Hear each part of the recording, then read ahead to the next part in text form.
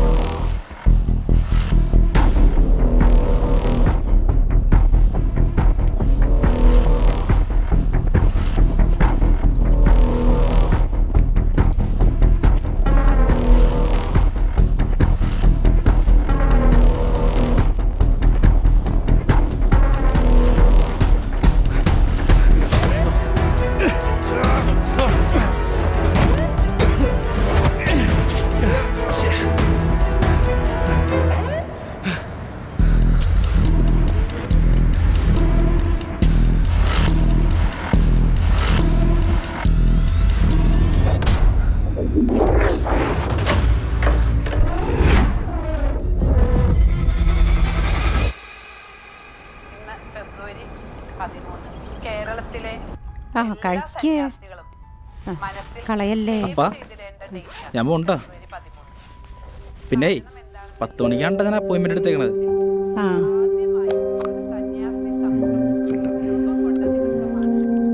അമ്മേ ഇത് ഉച്ച കൊടുക്കാനുള്ള മരുന്ന് അമ്മ കൊടുക്കട്ടെ. അപ്പനാ ഹോസ്പിറ്റലിൽ കൊണ്ടുപോണ കാര്യം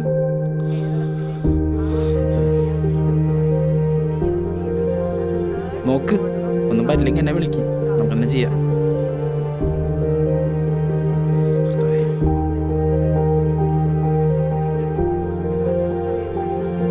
പറ്റേട്ടാ സൂക്ഷിച്ചു പോട്ടെ മോനെ.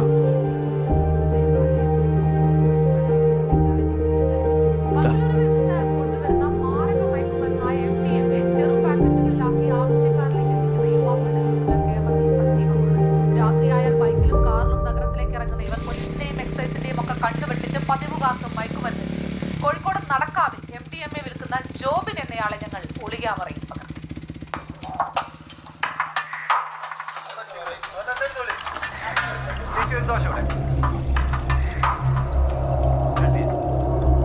എടാ ലൂയി, ഇന്ന് അപ്പനെ ഹോസ്പിറ്റലിൽ കൊണ്ടുപോണ ദിവസമാണ്.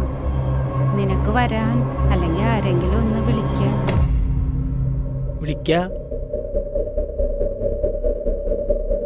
ഞാൻ വിളിച്ച ആര് വരാനാണ്? നിങ്ങൾക്ക് എന്നോടൊന്നും നിൽക്കായിരുന്നില്ലേ? നാട് മൊത്തം നിങ്ങൾ വിളിച്ചു പറഞ്ഞില്ലേ എന്നെ വിശ്വാസമില്ലെന്ന്? എന്നെ ആർക്കും ഇപ്പൊ വിശ്വാസമില്ല, എന്നെ ആർക്കും വിശ്വാസമില്ല. എല്ലാം കൊണ്ടുപോയി തൊലച്ചിട്ട് കുറെ നാളായില്ല ഇങ്ങനെ കിടക്കണത്. ഒന്ന് ചത്ത് തന്നൂടെ?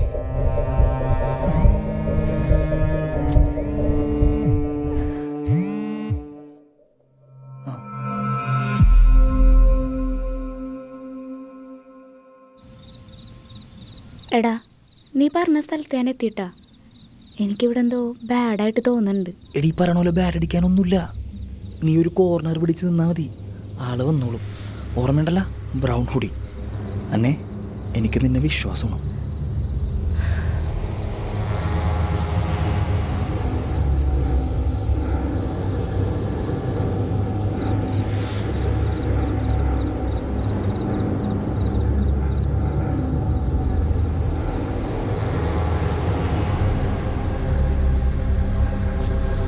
സംശയിക്കാൻ മാത്രമൊന്നുമില്ല സാറേ. ഇവിടെ അവന്മാരോട് എത്തിയിട്ടില്ല. സംശയം തോന്നുന്നു എല്ലാവരും ചെക്ക് ചെയ്യുന്നുണ്ട് സാറേ. ഞാനുണ്ട് സാറേ. ഓക്കെ സാറേ.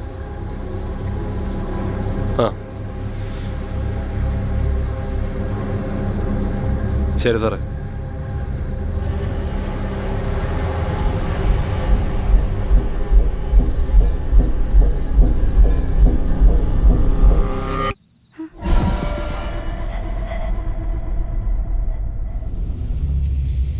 നീ എന്തോ പണി കാണിക്കണത്?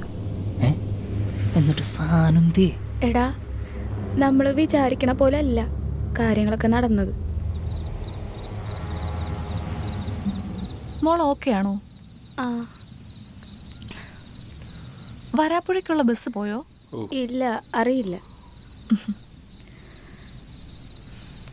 ശരി സാറേ. ആ ഇല്ല സാറേ, ഇല്ല ഇല്ല ഇല്ല. ആ സാറേ, നാളെ 2 ദിവസത്തേക്ക് ലീവ്.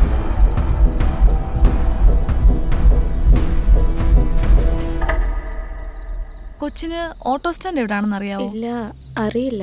ഓ,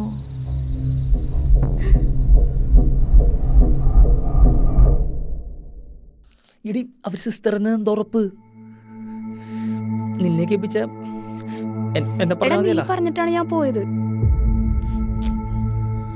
എടാ, നീ പാനിക്കാവല്ലേ, വഴിയുണ്ട്.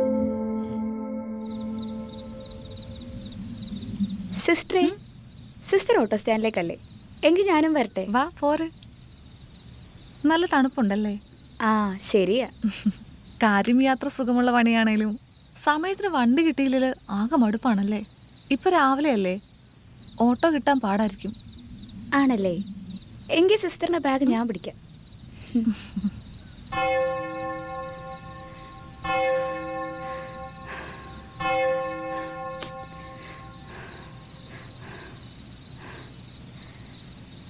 എന്തിനാ രണ്ടുപേർക്കും ഇത്ര ടെൻഷൻ? ആരെ ഇത്ര പേടിക്കുന്നേ? ഹന ഓക്കെ ആണോ? സിസ്റ്ററിന്റെ പേരെങ്ങനെ അറിയാം? അതിനാണ് ഇത്ര ബുദ്ധിമുട്ട്. ഇതിലും വലിയ പ്രശ്നമല്ലേ ഇപ്പൊ നടന്നുകൊണ്ടിരിക്കുന്നത്. ഞാൻ പറയട്ടെ, ഒറ്റയ്ക്കാവുമ്പോ ആരും വിശ്വസിക്കുന്നില്ലെന്ന് തോന്നുമ്പോ ഒരാൾക്ക് എങ്ങനെയാ ഫീൽ ചെയ്യുന്നെന്ന് ചില സ്നേഹം പോലും മനസ്സിലാവാറില്ല. അത് സ്നേഹത്തിന് കുഴപ്പമല്ല, നമ്മുടെ കുഴപ്പമാണ്. നെഞ്ചിനുള്ളിലൊരു വോയിഡായിരിക്കും, ഒരു എംറ്റിനെസ്. അത് ഉള്ളിന്റെ ഉള്ളിലിരുന്ന് കാർന്ന് തിന്നുന്ന പോലെ, ഇഞ്ചിഞ്ചായി എന്നെ ഇല്ലാതാക്കുന്നത് പോലെ. എന്റെ ഹാർട്ട് ബീറ്റ് എന്റെ കാറ് കേട്ടു തുടങ്ങും. അതിങ്ങനെ നെഞ്ചിന്റെ ഉള്ളിൽ ഒന്ന് അവസാനിക്കുന്നതിന് മുമ്പ് അടുത്തു നിന്ന പോലെ. ചുറ്റും എയറുണ്ടായിട്ടും എനിക്ക് ശ്വസിക്കാൻ വായു തികയാത്ത പോലെ. എടാ ലൂയി, ഇത് ആദ്യമായിട്ടല്ലേ ഇങ്ങനെയൊക്കെ പറ്റണേ? ഇതിനു മുമ്പ് ഞാൻ എന്നോട് ഇങ്ങനെയൊന്നും ചെയ്തിട്ടില്ലല്ലോ. എടാ, ഒരാഴ്ചത്തേക്ക് ക്ഷണിക്കണേ. ഞാൻ ഇതൊന്നും മനഃപൂർവ്വമല്ല ചെയ്തത്, സത്യമായിട്ട് മനഃപൂർവ്വമല്ലടാ. എങ്ങനെയൊക്കെ പറ്റിപ്പോയില്ല.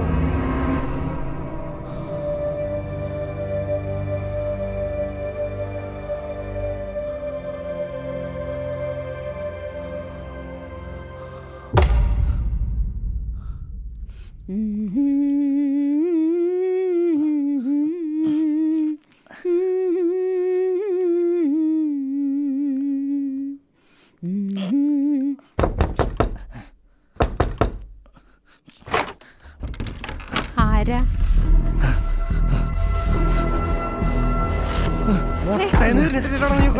എന്താണ് ലൂയി ഇത്?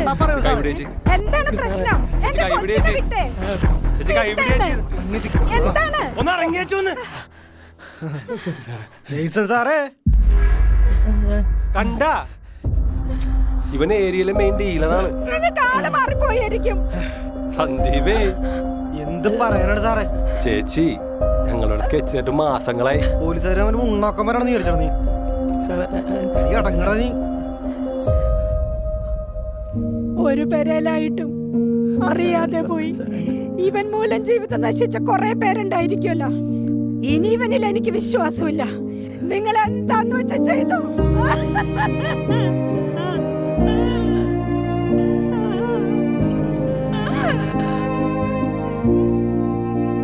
അവന് മനസ്സിലാവാത്തതും അവനെ മനസ്സിലാക്കാത്തതുമായി ഒരുപാട് സ്നേഹമുണ്ട്.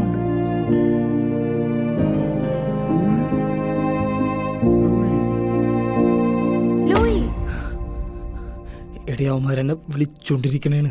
എനിക്ക് ഉച്ചക്കുമ്പോ സാധനം എത്തിക്കണം, ഇല്ലെങ്കിൽ അവന്മാരെ നമ്പൂല. എന്നാ നീ നിന്നെ മനസ്സിലാക്കണ ആൾക്കാരെ വിളിച്ച് കാര്യം പറ.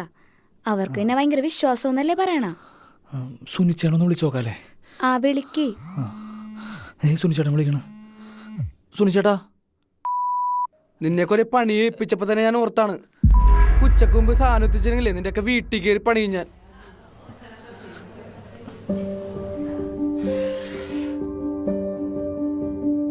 കൊച്ചിത് ലൂയിക്ക് കൊടുക്കണം, ഞാൻ തന്നു എന്ന് പറയണം. സിസ്റ്ററിന് ലൂയിനെ എങ്ങനെ അറിയാം? ഞാൻ ഒരുപാട് സ്വപ്നങ്ങളോടെ വിവാഹത്തിലേക്ക് കടന്നൊരു പെൺകുട്ടിയാണ്. എനിക്കൊരു കുഞ്ഞുണ്ട്, അന്ന. പക്ഷെ 20ാമത്തെ വയസ്സിൽ ഞാൻ വിധവയായി. നിങ്ങളുടെ ഇന്നത്തെ ഈ അവസ്ഥ എനിക്ക് മനസ്സിലാവുന്നത് ഒറ്റപ്പെടലിന്റെ വേദന ഒരു കൈക്കുഞ്ഞുമായി അനുഭവിച്ചൊരു അമ്മയായതുകൊണ്ടാണ്. പക്ഷെ ചുറ്റും ഒരുപാട് പേരുണ്ടായിരുന്നു. ആൾക്കൂട്ടത്തിൽ തനിയെ എന്നൊക്കെ പറയാറില്ലേ, അതേപോലെ. അതുകൊണ്ട് നിങ്ങൾക്ക് നിങ്ങളെ അറിയാവുന്നതിനേക്കാൾ കൂടുതൽ എനിക്ക് നിങ്ങളെ അറിയാം. ചില സ്നേഹം പോലും നമുക്ക് മനസ്സിലാവാറില്ല. അത് സ്നേഹത്തിന്റെ കുഴപ്പമല്ല, നമ്മുടെ കുഴപ്പമാണ്. അവന് മനസ്സിലാവാത്തതും അവനെ മനസ്സിലാക്കാത്തതുമായി ഒരുപാട് സ്നേഹമുണ്ട് ഹന്ന.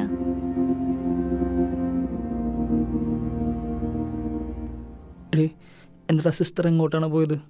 ആ സിസ്റ്ററിന് അപ്പം തന്നെ ഓട്ടോ കിട്ടി. ആ, പിന്നെ എനിക്ക്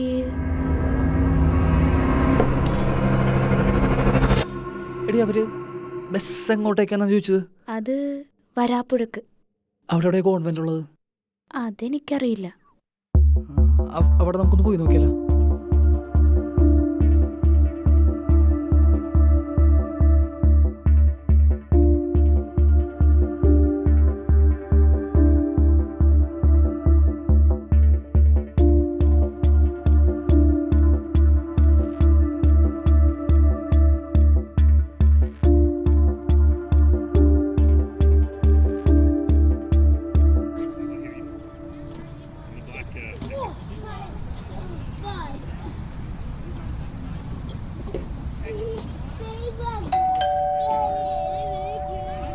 ആ, എത്തിയല്ലേ? വാ, കയറിയിരിക്കെ. ബാക്കിയുള്ളവരൊക്കെ ഇപ്പം തന്നെ എത്തും. നിങ്ങൾ കയറിയിരിക്കെ. ഞാൻ മദറിനെ വിളിക്കാട്ടാ. അല്ല, ഞങ്ങളൊരു സിസ്റ്റർ അന്വേഷിച്ചു വന്നതാ. സിസ്റ്ററിനെയോ? ആ, സിസ്റ്റർ എലീഷ്വ. ഏലീശ്വ എന്ന് പറയുന്ന സിസ്റ്ററോ? അതെ. ഏലീശ്വ എന്ന പേരിലൊരു സിസ്റ്റർ ഇപ്പം ഇവിടെ ഇല്ല. അങ്ങനൊരു സിസ്റ്റർ ഉണ്ടെന്നാണല്ലോ പറഞ്ഞേ. ആ, ഈ കാപ്പിപ്പൊടിക്കുള്ള ഡ്രസ്സ് തന്നെ ഇട്ടേച്ചത്. ആ, പക്ഷേ സിസ്റ്ററിന്റെ പോലത്തെ ഡ്രസ്സല്ല, മുഖം മാത്രമേ കാണാൻ പറ്റുന്നുണ്ടായുള്ളൂ. ഏകദേശം നല്ല ഉയരം, മുഖം നല്ല പ്ലസന്റ് ആയിരുന്നു.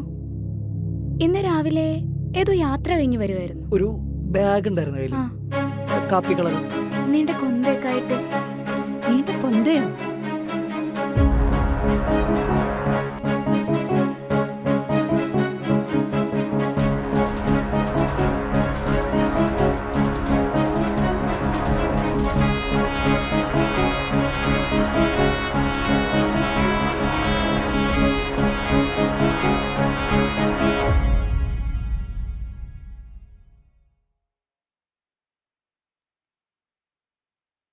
ലൂയി, നമ്മളോട് ആരോ എന്തൊക്കെയോ പറയാൻ നോക്കുന്നില്ലേ?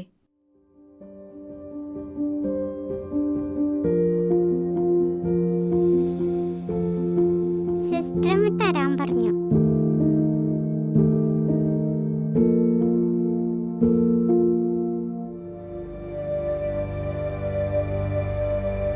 അഗ്നിയും ജലവും അവിടുന്ന് നിന്റെ മുമ്പിൽ വെച്ചിരിക്കുന്നു. ഇഷ്ടമുള്ളതെടുക്കാം. ജീവനും മരണവും മനുഷ്യന്റെ മുമ്പിലുണ്ട്. ഇഷ്ടമുള്ളത് അവൻ ലഭിക്കും.